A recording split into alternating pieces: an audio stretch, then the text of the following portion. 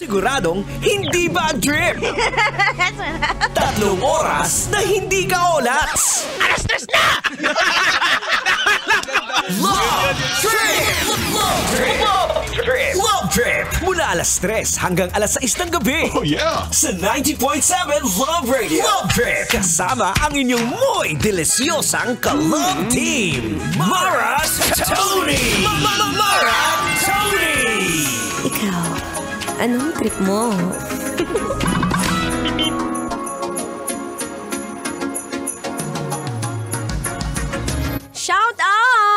Shout out sa'yo na mahilig makipiesta kahit mahilig din mamuna. Anyway, nagbabalik po ang inyong kadaldalan. Daldalan ng atleta DJ Marazzoni. At kanina nga, since ngayon is holiday at marami rin na nagsiselebrate ng piyesta, kagaya na lang po dyan sa may Bangbang, Los Baños, Laguna. Hello, shout out.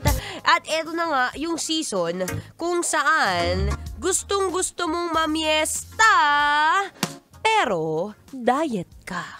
Alam, Maratoni, wag na lang kayang pumunta. What if?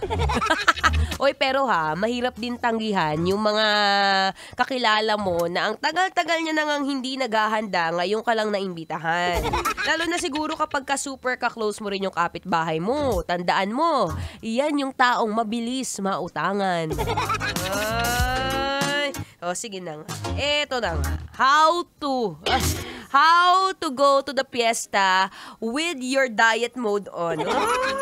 Siyempre, una sa lahat, mamili ka ng pinakagusto mong ulam. Ano ba yung mga usual na kinakain natin kapag ka-fiesta? Siyempre, hindi mawawala ang pambansang cordon bleu.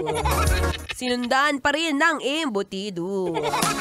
Ayan na, mamimili ka lang naman. Teka lang, ano bang mas gusto ko dito sa dalawa? Okay ba ako sa cordon bleu na pag nakita mo yung keso, malapot-lapot yung lumalabas dun sa gitna? So creamy. O kaya okay ka naman dun sa embutido pagka hiniwa, ang laki! Ang laki ng itlog sa gitna. Mamili ka lang, set your priorities first. Kung feeling mo mas okay ka sa cordon bleu, yun na lang muna. I-sharon mo na lang yung embutido. Number 2, kung ikaw ay nakikipagpiesta pero diet ka, try mo yung one plate rule. Isiksik mo sa isang plato lahat.